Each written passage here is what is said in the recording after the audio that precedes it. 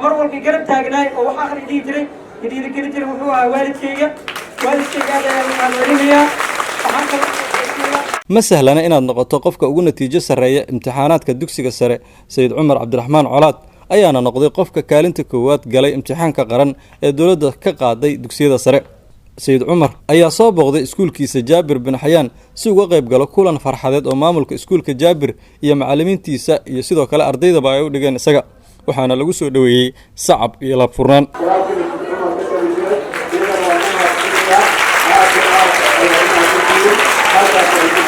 daqiiqada kadib markii lagu soo dhaweeyay mikrofoonka waxa uu cesho waayay ilmada farxadeed oo indhihiisa soo dhaaftay hooyada dhashay Sayid Cumar ayaana ku sugnayd goobta iyadana waxay ahayd mid la qiireysan farxadda wiilkeeda receiver magaciisa leeyahay wadaag oo ku jirto 5 bilood maamulka Jaabir qaybta u dhiganayay Sayid Cumar ayaa guddoonsiiyay hadiyad Muqdisho Cable TV ay ugu tala gashay Sayid Cumar Cabdiraxmaan Colaad oo kaalinta koowaad ka galay imtixaanka guud ee dalka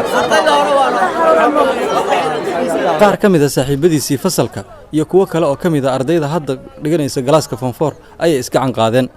intaas kadib Sayid Cumar ayaa waxa uu booqday fasalkiisa si uu u gudoomo hambaliyada qaar ka mid ah ardayda fasalka form 4 wareysi kooban oo ay Muqdisho Cable TV la yeelatay Sayid Cumar Cabdiraxmaan Colaad ayaa waxa uu uga hadlay sida uu ku gaaray natiijadan wallahi dadaalkaygi uu badnaay oo dadaalkayga hadda yani ma xaqiri karo dadaal yarna muusan ahayn dadka iyo qaarana waa yani way dareemi karaan dadka iyo qaarana hadda yani ma filay inay dhahaan yani ardaygan uu qalmin ilaaha ma had iska dadaalkaas ilaahay waa fajiyay naftiisa iska dadaali kara aniga yani ma hadda rabbi waayaan aad baan u dadaalay ilaaha ma had iska leh iskuulkayga Jaabir aad buu ugu soo dadaalay private iswan dhiganay waa ku sii dadaalay waqtiga la kala maqnaayna waa yani dadaalkayga waan sii laba jibaaro ma niyad jabin si aan heer sare u gaaro wallahi waxa horta ilaahay ma had iska leh marka xigta waxa ma had yani aan la soo koobi karin oo mudan in loo mahadiyo waalidkayga oo yani tarbiyad wanaagsan isiyeen oo yani aad ii tarbiyeen waxay soo dhaayirtay waa qaan alxamdulillah ilaahay taasoo mahadcelinaya mid labaad BBG wax la dhaayay waa arkaa xitaa masaajidada ardayda ku dheelaan arkaa garoomada yani wadooyinkan ku arkaa laakiin yani weligay telefoon aan leeyahay BBG ma ku shubin mana aqaan qaab loo dheelo ilaaha ma hada iska leh baraha bulshada waa ku jiray waana ku jiraa hadaba laakiin waqtiga imtixaanka iyo la soo shaaciyay waan ka baxay si aan wax iska akhriyo inay mashquulin aad iyo aad aan ugu faraxsanahay Muqdisho Cable TV hadiyada aad ku sareysan ay soo gaarsiiyeen waan ka qabaa waan uga mahadcelinayaa anaga iyo iskuulkeena dhamaanteen waan uga mahadcelinayaa Muqdisho Cable TV hooyada dhashay Sayid Cumar oo aad u qiireysneed ayaa natiijada uu gaaray wiilkeeda waxay uga mahadcelisay Allah subhanahu wa ta'ala assalaamu alaykum wa rahmatullahi wa barakatuh waxaan Sayid Cumar Cabdiraxmaan hooyadiis ilaahay baa mahad iska leh ilaahay baana mahad celinayaa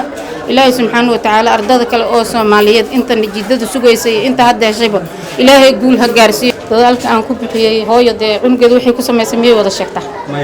ya ma wada sheegto anigu dadaal waan sameeyay ilaahayna waa ila garab galay ma dadaali karo ilaahay haduuna i waafajin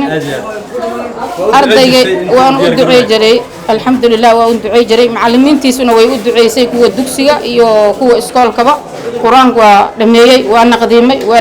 waa naqdiimay alxamdulillah masaajidka iyo guriga meelaan ahayn ma aadin intaas kadib maamulka iskuulka ayaa inooga waramay sida uu ahaa Sayid Cumar Cabdiraxmaan Colaad wuxuu ahaa nin ka muuqda ardada ixtiraamka macallimiinta la shaqaynta macallimiinta qiimeynta iyo ardada saaxiibadiisa wanaag uu kula dhaqmo maxaan ku dhahaa yani nin dhinac walba akhlaaqiyan iyo diiniyan iyo tacliimiyan ka dhisan buu waxaana hilmaami karin oo aan dhowr mar ku arkay aniga maadada Soomaaliga mar u dhigi jiray fasalkiisa intaanan soo galin koon das qaata masaxada ayuu sabuurda noo tirtiray markaas macalinku wuxuu imaanayaa xisadiyo in la qoro oo la sharxo diyaar u ah marka waxaan dhigi karaa waa nin yaraantiisu u muuqday inuu noqonayo nin kaalin geli kara waana maadsanta habeena badan ayuu u dhafray sidii uu ku gaari lahaa darajada noocaana waxaana uu ku darsaday tala saarasho rabbi markaas oo ardayda qaar ka mid ah ay jiifeen